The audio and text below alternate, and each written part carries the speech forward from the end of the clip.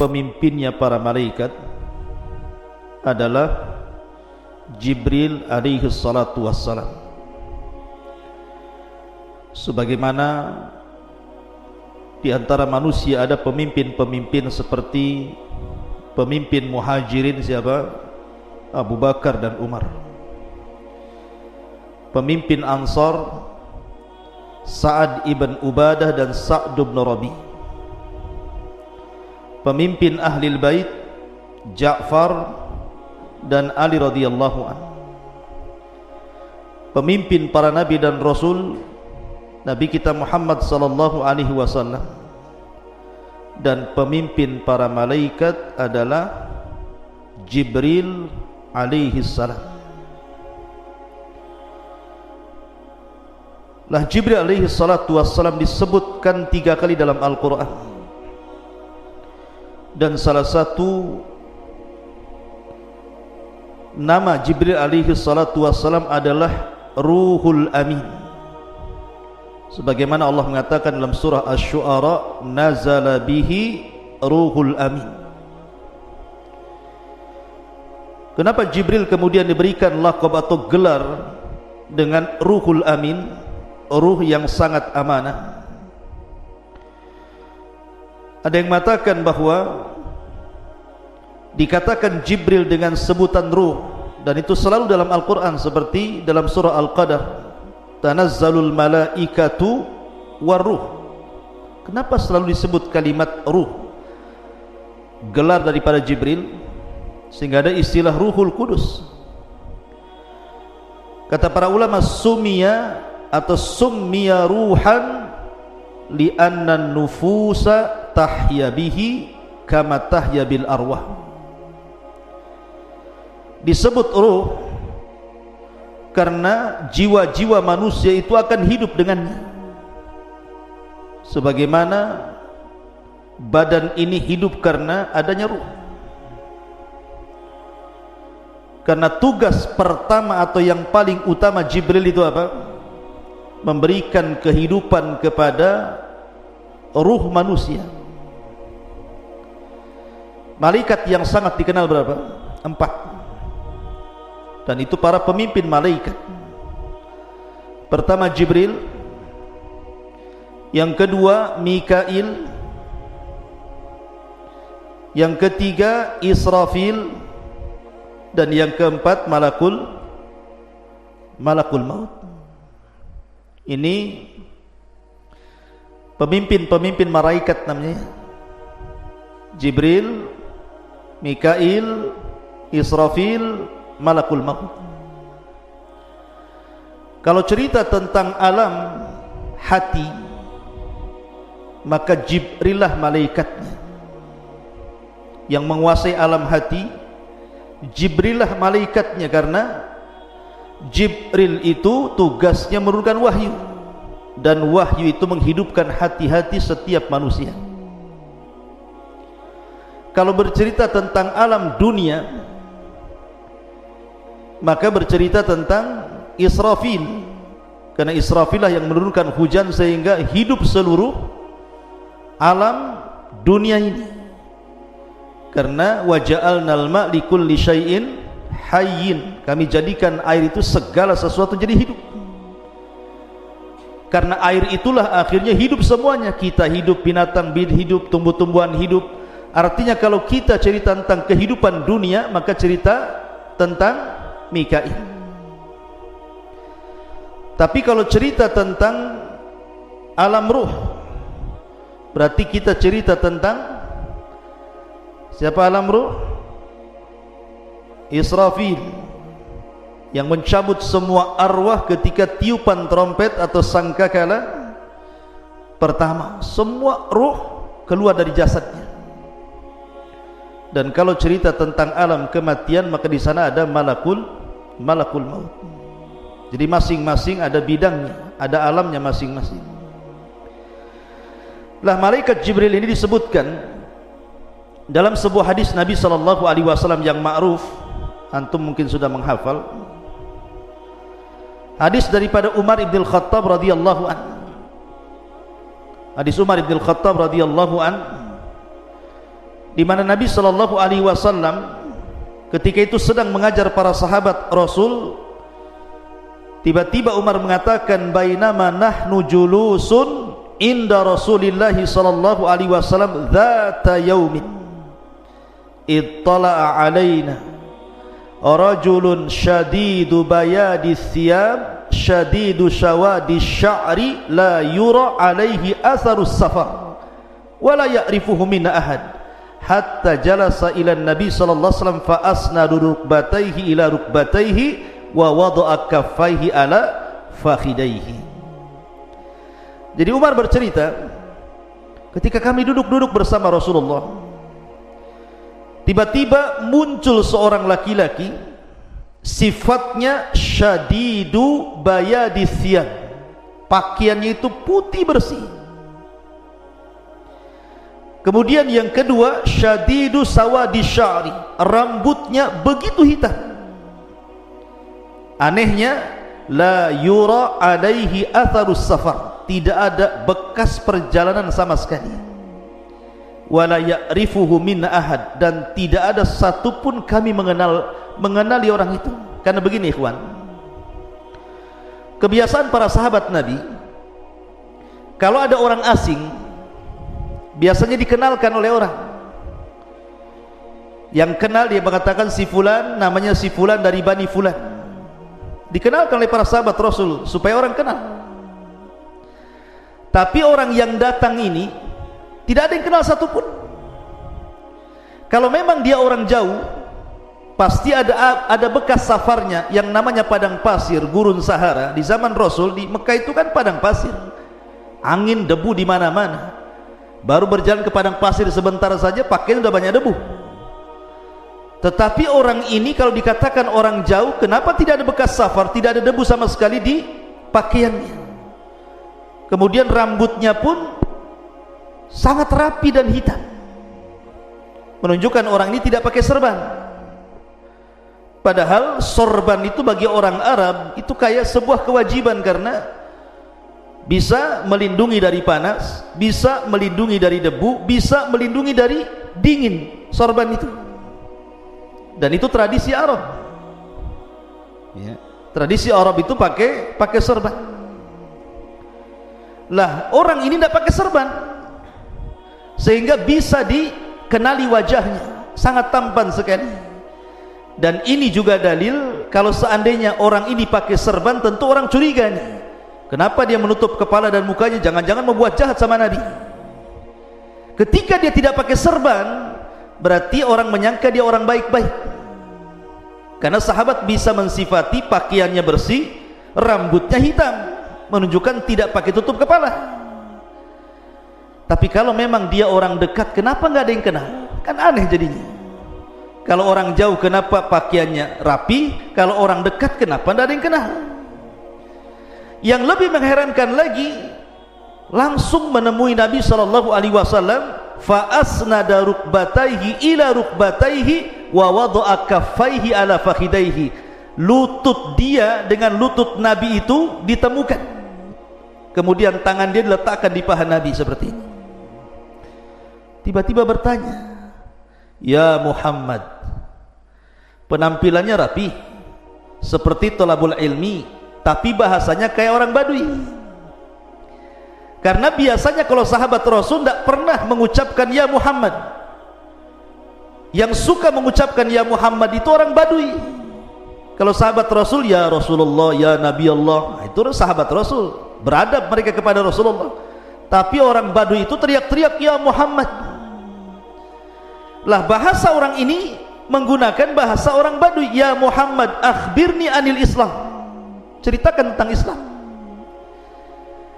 Kata para ulama, karena sahabat Nabi SAW itu paling suka kalau ada orang Badui menemui Rasul, pasti banyak tanya, dan pertanyaannya aneh-aneh, sehingga kemudian ketika Nabi SAW menjawab pertanyaan orang-orang Badui itu menjadi pengetahuan tersendiri bagi para sahabat Rasul. Bahkan karena segannya para sahabat terkadang bertanya kepada Rasul, biasanya nitip pertanyaan kepada orang Badui untuk ditanyakan kepada Nabi. Makanya kenapa orang ini menggunakan bahasa orang Badui, padahal pertanyaannya berbobot. Ini bukan orang Baduy, ini orang thalabul ilmi nih. Pertanyaannya berbobot. Apa itu Islam? Apa itu iman? Apa itu Islam? Ini kan berbobot nih. Kapan kiamat? Apa tanda-tandanya? Ini bukan orang jahil yang bertanya, ini alim nih. Tapi dari bahasa, menggunakan bahasa Baduy, menggunakan ya Muhammad, supaya sahabat itu mereka betul-betul memperhatikan ucapan orang ini. Dan pertanyaan berbobot. Makanya hadis ini, hadis Jibril ini disebutkan oleh para ulama, kalau dalam Al-Quran itu ada namanya induk Quran. Induk Quran apa? Al-Fatihah, disebut umul kitab. Tapi kalau induk hadis, hadis Jibrilnya disebut induk hadis, karena seluruh ajaran Islam terangkum dalam hadis Jibril. Makanya di ujung hadis Rasul mengatakan, tahukah kalian siapa yang bertanya kepadaku tadi? Sahabat mengatakan, saya tidak tahu, Allah wa Rasulullah alam. Kata Nabi SAW, huwa Jibril atakum yu'allimukum amra dinikum. Tadi Jibril itu yang datang kepada kalian, sengaja mengajarkan kepada kalian tentang urusan agama kalian. Jadi Jibril itu datang, terkadang bukan hanya membawa risalah, tetapi juga taudihur risalah. Jadi dia datang membawa risalah kepada Rasul. Yang kedua, tugas dia taudihur risalah, menjelaskan risalah itu. Bukan hanya taudihur risalah, ada lagi namanya muraja'atur risalah. Karena setiap Ramadan datang murajaah bersama Rasul. Bahkan di Ramadan terakhir sebelum wafatnya Rasul, Jibril 2 kali datang menemui Nabi sallallahu alaihi wasallam. Ma'asyiral muslimin yang dimuliakan Allah Subhanahu wa taala. Di antara sifat-sifat Jibril itu, yang pertama al-ilmu. Jibril itu memiliki pengetahuan yang luar biasa. Tentu pengetahuan itu datang dari Allah Subhanahu wa ta'ala, karena Allah mengatakan allamahu syadidul quwah. Yang mengajarkan ilmu kepada Nabi sallallahu alaihi wasallam syadidul quwah, malaikat yang punya kekuatan. Jadi salah satu sifat Jibril yang pertama al-ilmu. Yang kedua al-quwatul hailah, memiliki kekuatan yang dahsyat. Makanya Allah mengatakan syadidul quwah, memiliki kekuatan yang luar biasa. Lihat ketika Jibril menghancurkan negeri Sodom, dengan satu sayapnya saja ditancapkan ke negeri Sodom, diangkat itu negeri sampai ke langit, dihujani meteor, ditumpahkan lagi ke bumi. Saking kuatnya Jibril itu. Bahkan selalunya kalau Allah hendak mengadab sebuah kaum, pasti diutus Jibril. Lihat ketika kita bicara tentang kaum Tsamud, siapa yang diutus? Jibril. Fa akhadatku sayhatun fa asbahu fi darihim jathimin. Fa asbaha fi darihim jasimin. Maka Jibril kemudian berteriak 1 kali teriakan, tiba-tiba seluruh manusia di rumah-rumah mereka tinggal jasad tanpa ruh, jadi bangkai. 1 tiupan semua orang mati. Jadi Jibril itu punya kekuatan luar biasa, ya kan?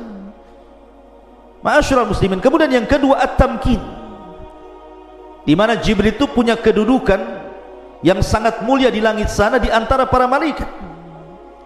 Karena seluruh para malaikat itu taat kepada Jibril, tentu karena perintah Allah Subhanahu wa taala.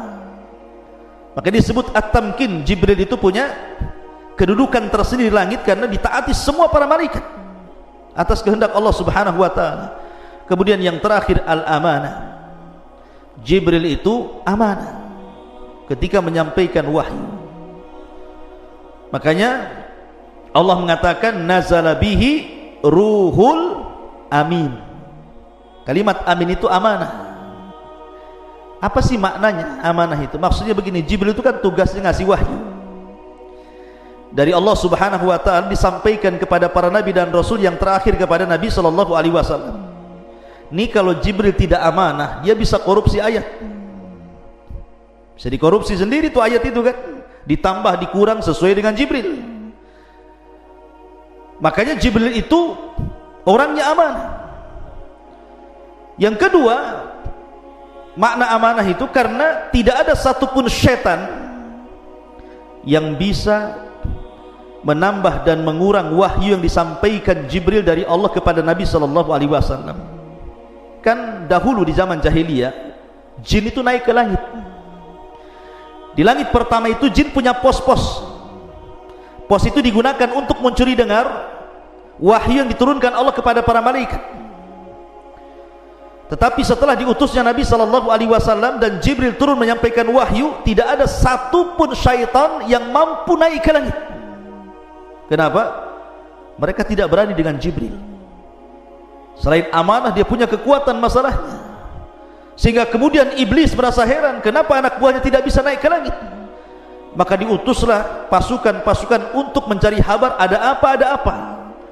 Rupanya satu gerombolan utusan iblis itu, yang 7 jin itu, nyasar pula ke kebun kurma antara Mekah dan Taif. Disitulah berjumpa dengan Nabi yang sedang salat membacakan ayat Al-Quran.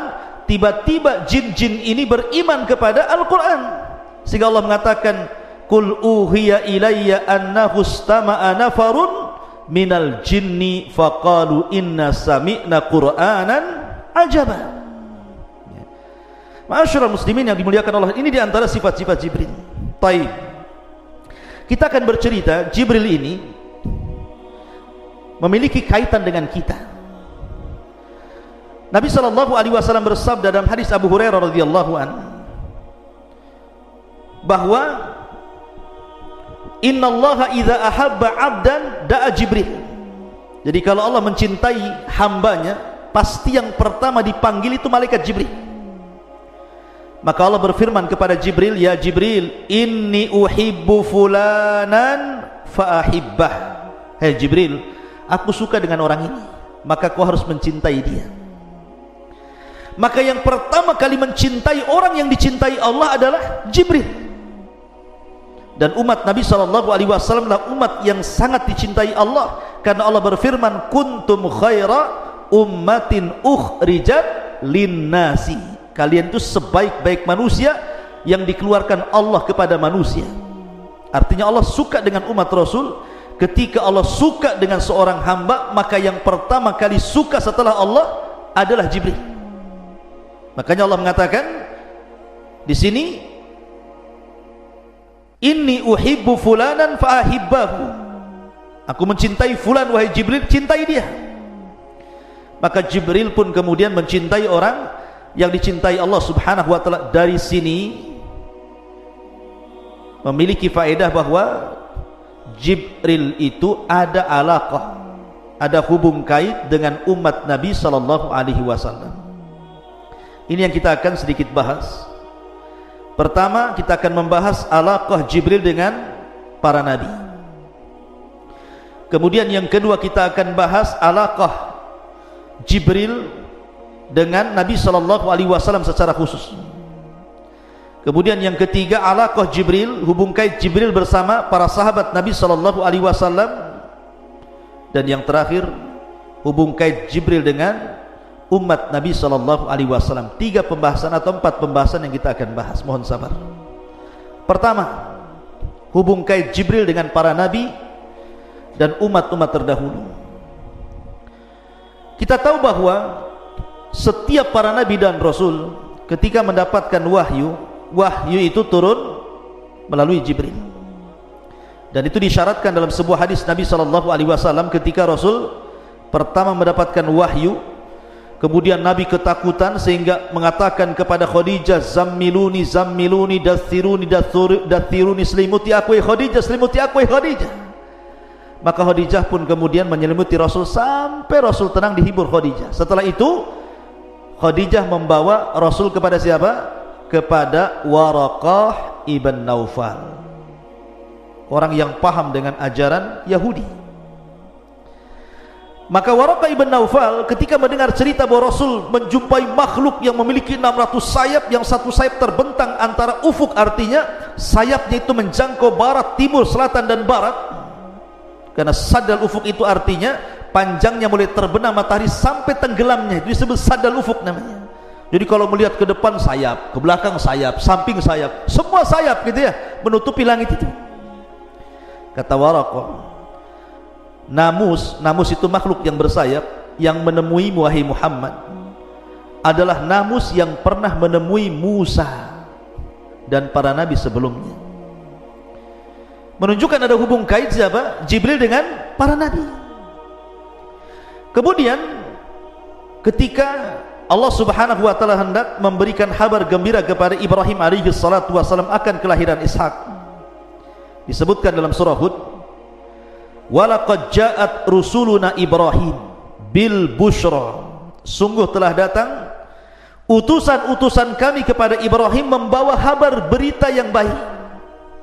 Ahli tafsir mengatakan yang dimaksud adalah Jibril, Mikail dan Malakul Maut. 3 malaikat ini datang menemui Ibrahim dalam bentuk manusia, datang kepada Ibrahim memberikan kabar gembira. Qalu, mereka mengatakan salaman. Qala salamun, mereka mengatakan keselamatan, mengucapkan salam, maka dibalas Ibrahim juga keselamatan. Fama labitha anja'a bi'ijlin hanid, karena Ibrahim itu adalah orang yang pertama kali menjamu tamu. Ibrahim itu punya peternakan unta khusus untuk tamu. Saking karamnya, kaya Ibrahim itu, dan dia karam, dermawan. Dia punya peternakan unta bukan untuk dijual. Jadi unta itu diternak hanya untuk menghormati tamu. Kalau ada tamu satu, disembelih satu unta. Nanti lagi ada tamu, sembelih lagi satu unta. Kan enak antum kalau bertamu kayak orang kayak begini. Bertamu yuk ke Abu Merah, dia banyak kambingnya. Jadi enak. Ibrahim itu mengajarkan apa? Ikram dhaif. Makanya Nabi SAW kemudian mengatakan, man kana yu'minu billahi wal yaumil akhir falyukrim dhaifahu. Siapa yang beriman kepada Allah dan hari akhir, hormati tamunya. Lah setelah kemudian Ibrahim bersegera menyembelih seekor unta, memasaknya, setelah matang sudah enak, siap santap, siap makan, dihidangkan kepada tamu-tamunya ini. Ibrahim tidak tahu kalau itu malaikat. Malaikat gak makan, gak minum, gak berak, gak macam-macam gitu ya. Kata Ibrahim, silahkan makan. Tidak dipandang makanan itu, mata mereka justru memandang wajah Ibrahim. Suruh minum, tidak dipandang minuman itu, justru pandangan mereka memandang kepada wajah Ibrahim. Ibrahim sudah tua, ketakutan, ini jangan-jangan orang jahat, suruh makan malah ditatap pula saya, katanya. Jadi Allah Subhanahu wa taala mengatakan, falamma ra'a aydiyahum la tasilu ilaihim nakirahum wa aujasa minhun khifah. Ketika tangan-tangan orang-orang itu tidak mau menyentuh makanan sama sekali, mulai Ibrahim ketakutan nih, ini jangan-jangan orang jahat nih ya. Kemudian mereka pun mengatakan, la takhaf, jangan takut wahai Ibrahim, inna arsalna ila qaumi lutin, kami diutus oleh Allah untuk menghancurkan kaum Lut. Kemudian wa mra'atuhu qa'imatan fadhahikat fabasyarnaha bi Ishaq wa min wara'i Ishaq Yaqub, dan juga menghabar gembirakan kepada Ibrahim akan kelahiran Ishak dan juga anak Ishak Yaqub. Tiba-tiba perempuan Ibrahim, istrinya Ibrahim, Sarah ini bangkit kemudian tertawa senang. Udah lama tidak punya anak, tiba-tiba datang utusan Allah menghabarkan akan kelahiran Ishak dan juga cucunya Yaqub. Ma'asyiral muslimin, dari sini ada hubung kait antara Ibrahim dengan para nabi. Kemudian juga kisah ketika Maryam keluar buang hajat, fatakhadat min dunihim hijaban, maka Maryam pun berusaha menjauhi manusia karena ingin melakukan buang hajat. Kemudian fa arsalna ilaiha ruhana, Allah mengutus kepada Maryam itu ruh kami, maksudnya Jibril, fatamassala laha basharan sawiya, maka Jibril pun membentuk laki-laki yang sangat tampan, kemudian menghadang Maryam. Maryam ini wanita yang menjaga kehormatan, tidak mungkin tergoda oleh laki-laki siapapun, apalagi yang bukan mahramnya. Lain dengan wanita hari ini, baru kenal di Facebook saja sudah janjian gitu. Hei sayang gitu, baru gitu saja udah kelepek-kelepek ya. Kenapa? Karena wanita-wanita sekarang ini pemain sinetron semuanya, wanita-wanita jalanan, wanita-wanita gak jelas, makanya digoda sedikit saja mudah ditipu gitu. Maryam ini wanita afifah, menjaga kehormatannya, sehingga dia mengatakan qalat inni a'udzu birrahman in kunta taqiyan,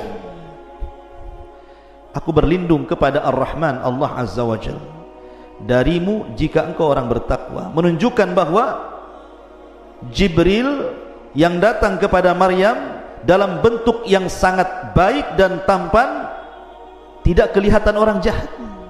Sebab kalau Jibril itu datang kepada Maryam dalam bentuk orang jelek, orang jahat, pasti Maryam tidak akan mengatakan in kunta taqiya. Pasti Maryam mengatakan a'udzu billahirrahman minka in kunta syaitan, kan itu. Pasti dibilang setan, kan itu. Ketika taqiya itu menunjukkan bahwa malaikat Jibril dalam bentuk yang sangat tampan, indah dan sopan. Maka barulah kemudian orang tampan jelmaan Jibril baru ngaku dan mengatakan qala innama ana rasulu rabbik li ahabalaki ghulaman zakiya. Jangan takut wahai Maryam, aku Jibril diutus oleh Allah untuk menghabarkan bahwa engkau akan mendapatkan anak yang sangat suci, Isa bin Maryam. Di sini juga ada hubung kait Jibril dengan Maryam, Jibril dengan Ibrahim, Jibril dengan Lut tadi, dan begitu seterusnya. Ini yang pertama, bahwa Jibril ada hubung kait dengan para nabi dan juga orang-orang saleh di zaman sebelum Nabi sallallahu alaihi wasallam. Kemudian yang kedua, hubung kait Jibril dengan Nabi sallallahu alaihi wasallam. Ma'asyiral muslimin yang dimuliakan Allah Azza wa Jalla, Jibril itu senantiasa membimbing Rasul. Terkadang Nabi sallallahu alaihi wasallam ditanya tentang sesuatu tidak bisa jawab, maka dia menanti-nanti Jibril tentang jawabannya. Seperti umpamanya orang-orang musyrik datang ke Madinah menemui ahli kitab, kemudian mengatakan di Mekah itu ada orang ngaku nabi loh, gimana cara menghadapinya? Kata orang-orang Yahudi Madinah, sini saya kasih soalan kamu, tanya kepada orang yang ngaku nabi di Mekah itu. Kalau dia sanggup menjawab, memang dia nabi. Kalau dia tidak sanggup menjawab, dustakan kenabiannya. Kata orang-orang musyrik, apa pertanyaannya? Satu, tanyakan tentang seorang laki-laki yang keliling dunia selama 500 tahun berdakwah kepada tauhid, bagaimana kabarnya? Yang kedua, tentang anak-anak muda yang terjerembab dalam gua yang sangat menakjubkan kisahnya, bagaimana ceritanya? Kemudian yang ketiga, tanya tentang ruh, apa itu ruh? Oh, orang-orang musyrik senang. Oh, ini bisa jadi bahan olok-olokan kepada Rasul, karena yakin tak mungkin dia dapat jawaban, dan mereka sudah dapat kunci jawabannya. Sesampainya di Mekah, orang-orang Quraisy mengatakan, ya Muhammad, saya ingin bertanya kepadamu 3 soalan. Kalau kau bisa menjawab, kau seorang nabi, kami beriman. Kalau kau tidak bisa menjawab, kau ini nabi KW, ya, nabi enggak jelas, kami dustakan kenabian. Kata Nabi SAW, baik saya akan jawab, baik saya akan jawab godan besok. Rasul lupa mengucapkan insya Allah. Dengan sebab lupa mengucapkan insya Allah, lewat hari pertama Jibril tak turun, lewat hari kedua Jibril tak turun, 1 minggu Jibril pun tak turun, 2 minggu Jibril tak turun, 3 minggu tak turun juga, hampir 1 bulan Nabi sudah sesak dadanya. Sebab kalau tidak ada jawaban, pasti mereka akan mendustakan dia. Dan itu menunjukkan bahwa Rasul tidak pandai-pandai menjawab. Memang dia tidak punya pengetahuan tentang soalan itu. Dia tetap menunggu Jibril turun. Akhirnya Jibril turun setelah 1 bulan, kemudian menurunkan surah Al-Kahfi, menjelaskan tentang adapun soalan yang pertama, dialah Raja Dzulqarnain. Dijelaskan dalam surah Al-Kahfi sejarah Dzulqarnain. Adapun tentang anak-anak muda yang terjerembab dalam gua, itulah Ashabul Kahfi. Adapun ruh, katakan ya Muhammad, yas'alunaka anil ruh qulir ruhu min amri rabbi. Jadi Jibril datang kepada Rasul dalam rangka apa? Membimbing Rasulullah. Makanya kenapa ketika Nabi SAW masih kecil, disusui siapa? Halimah Sa'diyah di Bani Sa'diyah, kan gitu ya. Lah Nabi ini masih kecil, tiba-tiba Jibril datang dengan 2 malaikat. Ditangkapnya Rasul kecil ini, tiba-tiba dibelah dadanya, kemudian diambil jantungnya, kemudian dicuci dari air zam-zam di bejana emas, kemudian dimasukkan lagi, kemudian dijahit lagi, ada bekas jahitannya. Dan itu operasi pertama dalam sepanjang sejarah manusia. Maka anaknya Halimah Sa'diyah ketakutan, lari dia melaporkan kepada ibunya. Maka ibunya langsung mencari Nabi SAW. Ketika dia dapati masih hidup dan masih ada bekas jahitannya, Maka karena ketakutan itulah akhirnya Rasul kecil dikembalikan oleh Halimah Sa'diyah kepada ibundanya Aminah. Lihat, sejak kecil saja Jibril sudah membuang kotoran-kotoran hati dari dada Nabi SAW. Dan pembelahan dada itu 2 kali, ketika di Halimah Sa'diyah dan ketika peristiwa Isra dan Mi'raj, dibelah lagi oleh malaikat. Ma'asyiral muslimin yang dimuliakan Allah Azza wa Jalla. Lah, Nabi SAW ini biasa kalau berjumpa dengan Jibril itu, Jibril pasti akan membentuk dirinya dengan bentuk yang sangat tampan. Tidak pernah membentuk dengan orang yang sangat menakutkan. Makanya biasa yang dipilih Jibril ketika berjumpa dengan Rasul, pasti dia akan tasyakul, beralih rupa seperti sahabat namanya Dihyatul Kalbi. Jadi ada seorang sahabat namanya Dihyatul Kalbi, orangnya tampan sekali, sangat tampan. Jadi Jibril kalau menemui Rasul pasti menyerupai Dihya. Sampai suatu hari Nabi sedang berbincang-bincang dengan Dihya. Kemudian Aisyah radhiyallahu anha melihat dari kejauhan. Heran Aisyah, kenapa kok lama kali Rasul berbincang dengan Dihya, dan selalu. Sehingga setelah kemudian Rasul berdialog dengan Dihya, Aisyah radhiyallahu anha bertanya, "Ya Rasul, inni ra'aituka waqifan amama Dihya." Aku melihat kau ini berada di depan Dihyatul Kalbi, kemudian berbicara. Kata Nabi SAW, "Ya Aisyah, itu bukan Dihya, itu Jibril." Kata Rasul SAW, "Itu Jibril." Kata Rasul, "Kau melihatnya?" Kata Aisyah, "Iya, saya melihatnya dengan kedua mata saya." Ingat, tidak ada wanita di zaman Rasul yang pernah melihat malaikat dalam bentuk alih rupa menjadi manusia kecuali Aisyah. Tapi kalau laki-laki banyak, dalam hadis Umar tadi kan lagi kumpul-kumpul laki-laki kan, tiba-tiba datang Jibril bertanya Islam, iman, ihsan. Laki-laki banyak yang melihat, tapi perempuan tidak ada yang melihat malaikat yang berbentuk manusia kecuali Aisyah. Makanya Nabi SAW mengatakan, karena engkau telah melihat Jibril wahai Aisyah, engkau akan mengalami kebutaan di akhir hayatmu. Maka setelah Aisyah kemudian tua, meninggal Nabi SAW, betul Aisyah menjadi buta. Sebelum wafatnya Aisyah buta. Dengan butanya Aisyah mencari-cari barang di rumah. Ini ada barang nih. Maka dia panggil pembantunya, tolong sedekahkan barang ini ke Bani Fulan. Dicari-cari lagi, dapat lagi barang, tolong yang barang ini sedekahkan ke Bani Fulan. Setiap hari sampai akhirnya ludes, tidak ada barang di rumahnya kan disedekahkan. Ketika Aisyah sudah tidak bisa lagi menemukan barangnya karena buta dia bertanya kepada khadimnya, "Masih ada lagi barangku untuk saya sedekahkan?"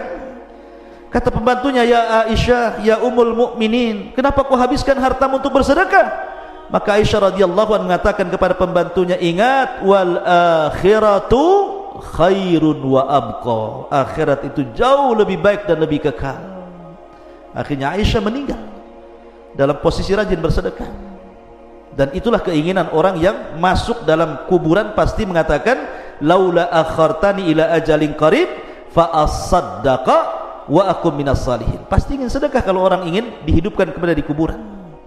Jadi Rasul itu kalau berjumpa dengan Jibril selalu dalam bentuk Dihyatul Kalbi, dan selalunya di kamar Aisyah radhiyallahu anha. Dan itu pula yang menjadikan Aisyah dilebihkan dari istri-istri yang lainnya, karena Jibril tidak pernah turun di rumah istri manapun dari istri Rasul kecuali di rumah Aisyah radhiyallahu anha. Ma'asyiral muslimin yang dimuliakan Allah Azza wa Jalla. Lah, Nabi SAW pun ketika peristiwa Isra Mi'raj, siapa yang membawa Rasul ke langit? Siapa yang membawa Rasul dari Masjidil Haram ke Aqsa, dari Aqsa ke Sidratul Muntaha? Jibril. Jibril yang menemani Nabi Rasul sampai diangkat ke Sidratul Muntaha lagi oleh Allah Azza wa Jalla. Dan Jibril tidak bisa sampai ke Sidratul Muntaha, hanya sampai Baitul Ma'mur. Tapi lihat peristiwa besar Isra Mi'raj itu, Rasul sama siapa? Sama Jibril. Artinya bahwa Jibril itu sangat memuliakan Nabi SAW, diantarnya sampai ke langit. Kemudian juga dalam peristiwa dakwah di Taif, Rasul kan ketika tidak bisa dakwah di Mekah, dia dakwah ke Taif. Orang Taif kurang ajarnya kurang lebih dengan orang-orang Quraisy Mekah gitu ya. Dilempari Rasul sampai Rasul lari 1 mil meninggalkan daerah Taif sampai masuk ke kebunnya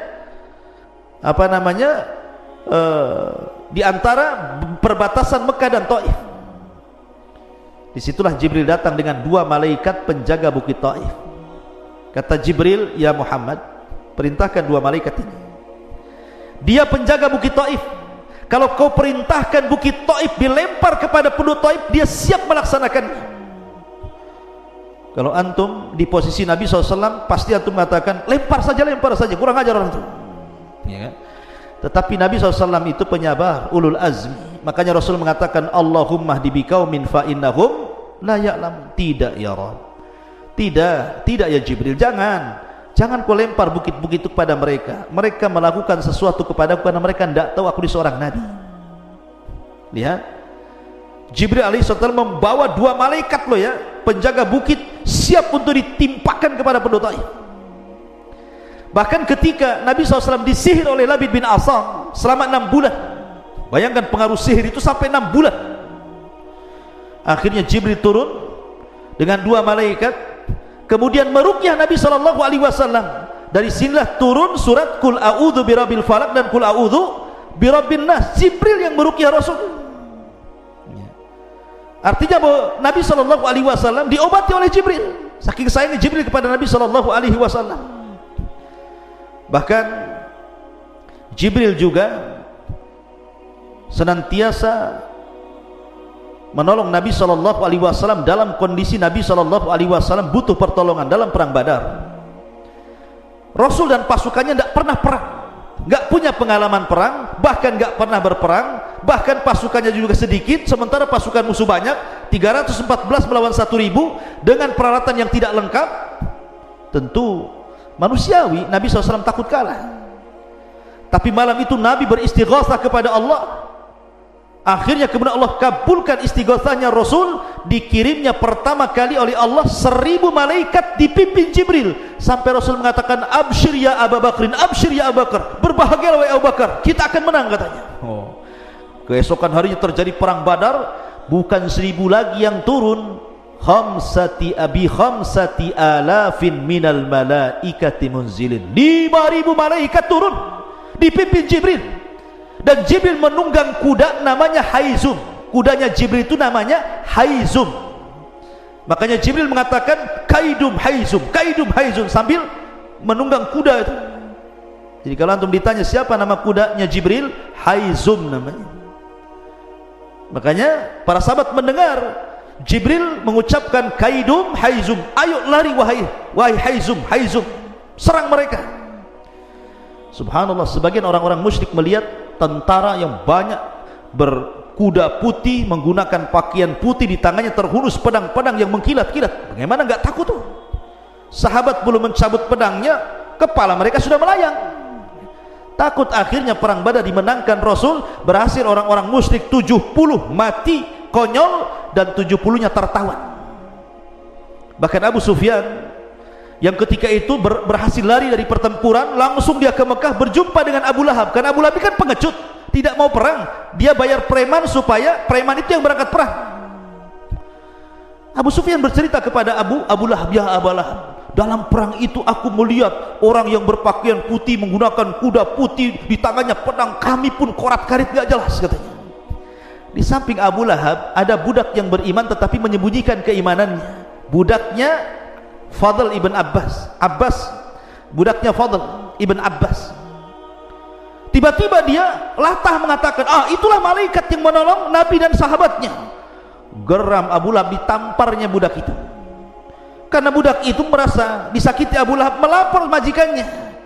Maka Ummu Fadl datang mencari Abu Lahab, diambilnya kayu, dipentungnya kepala Abu Lahab. Kenapa kau menampar budak saya katanya.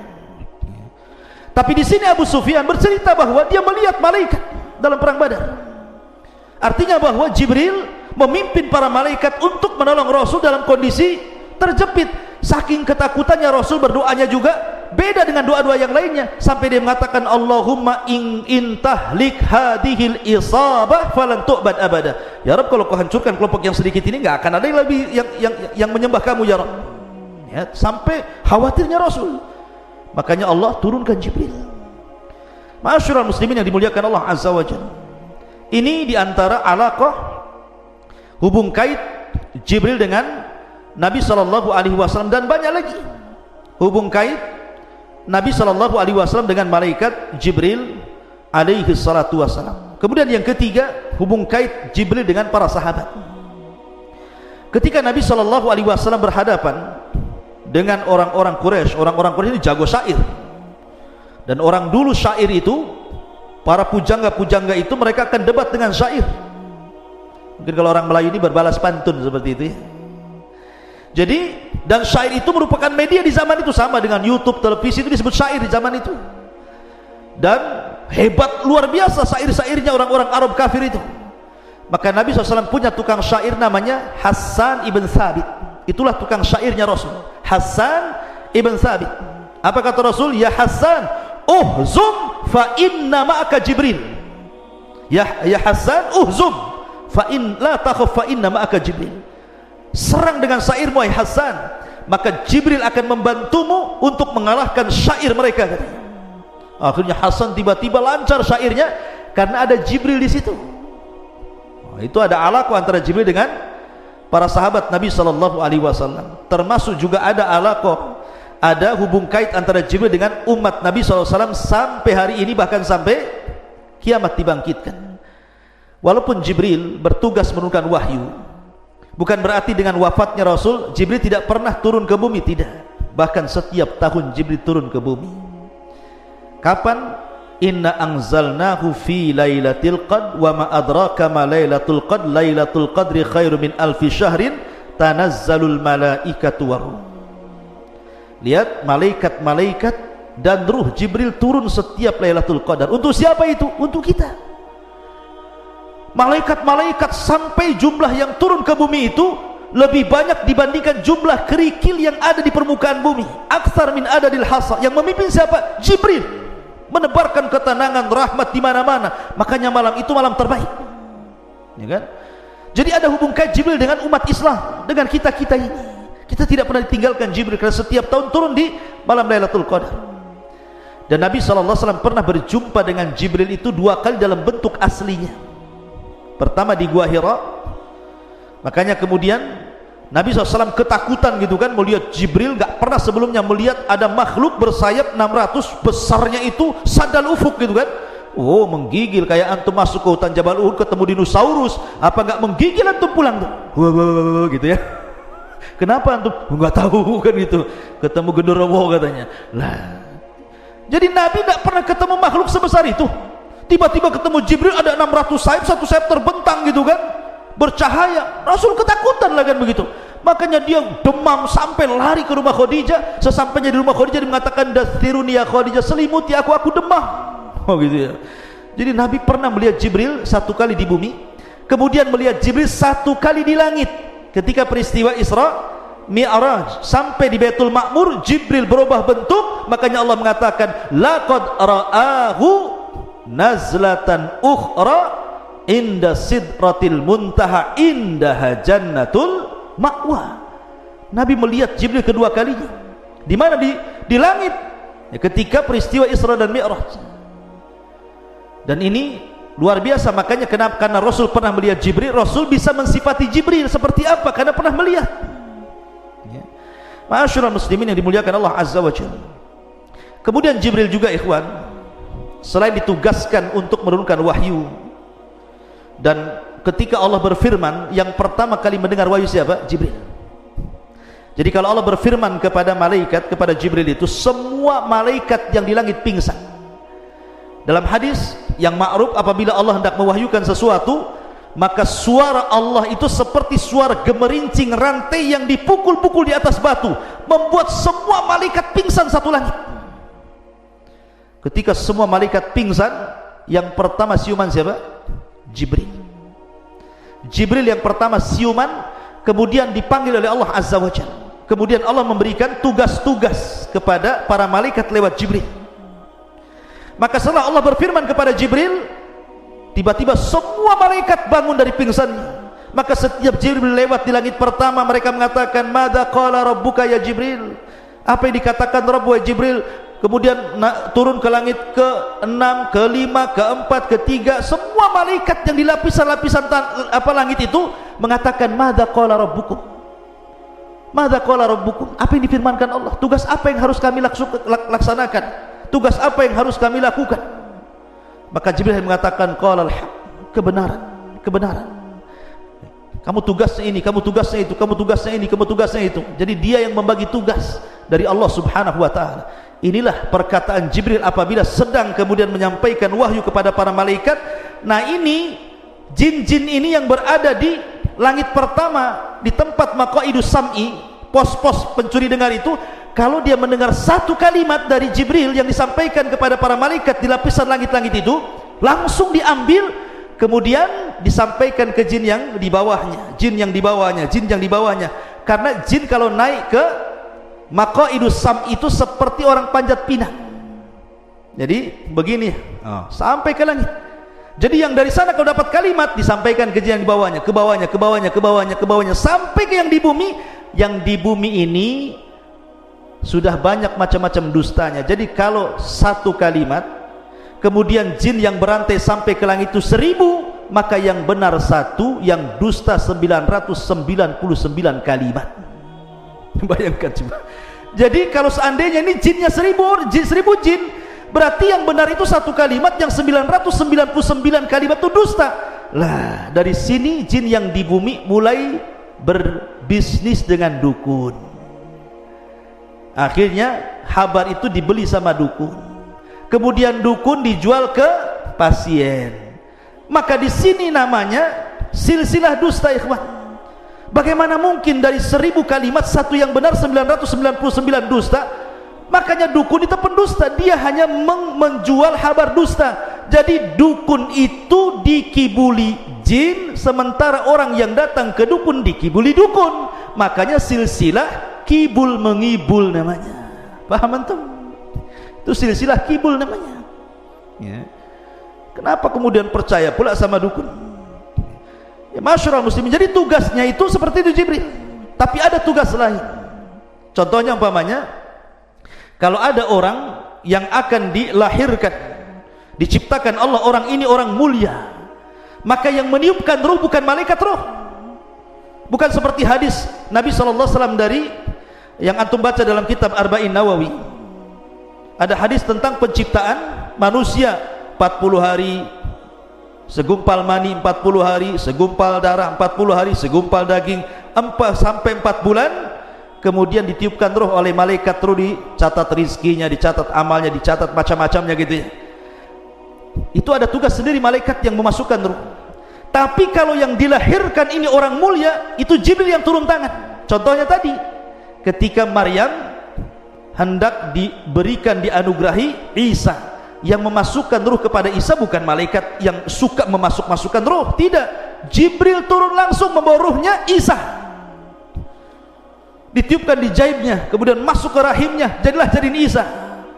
Jibril ya. Dan Jibril itu yang menghabar gembirakan kepada siapapun yang akan punya anak mulia, seperti menghabar gembirakan kepada Ibrahim akan kelahiran Ishak, gitu kan. Kemudian menghabar gembirakan kepada siapa lagi? Zakaria akan kelahiran Yahya, gitu ya. Jadi tugasnya Jibril itu ada tugas lain, memasukkan ruh orang-orang mulia, menghabar gembirakan akan kelahiran orang-orang mulia. Itu juga bagian daripada tugas Jibril. Karena ini orang mulia tidak sembarang diutus, Jibril langsung gitu ya yang diutus. Masyarul muslimin yang dimuliakan Allah, ini kita cerita Jibril di dunia. Bagaimana Jibril yaumul qiyamah, di akhirat, bagaimana kisahnya? Masyarul muslimin, kemarin kita ketika menjelaskan tentang masalah sangkakala, ketika Allah Subhanahu wa taala berfirman, wa nufikha fis suri fasa'iqa man fis samawati wa man fil ardi illa man sya'allah. Ketika tiupan Israfil itu ditiupkan, maka semua makhluk yang di langit dan di bumi semua mati, kecuali yang dikecualikan Allah. Jibril, Mikail, Israfil, malakul maut tidak mati karena tiupan Israfil. Sehingga malaikat maut dipanggil oleh Allah, man baki, siapa lagi yang tersisa wahai malakul maut? Kata malaikat maut, Jibril, Mikail dan Israfil. Kata Allah, cabut nyawa mereka. Maka satu-satu dicabut. Allah mengatakan, wa man baki, siapa lagi yang tersisa? Kata malakul maut, ana abdukal fakir, saya hambamu yang fakir yang tersisa ya Rabb. Maka Allah mengatakan, matilah kamu. Akhirnya dia pun mati dan tidak ada yang hidup lagi. Itulah Jibril, dia tidak mati karena tiupan, karena Jibril punya kekuatan. Malaikat itu punya kekuatan. Bahkan ada satu malaikat yang bisa mengalahkan semua jin, semua malaikat dan semua manusia. Malaikat apa? malaikat maut, tidak bisa dikalahkan. Dia mencabut nyawa orang semua, mencabut nyawa jin-jin, mencabut nyawa malaikat. Dia juga malaikat maut itu, ya. Karena dia yang ditugaskan Allah untuk alam arwah, alam kematian.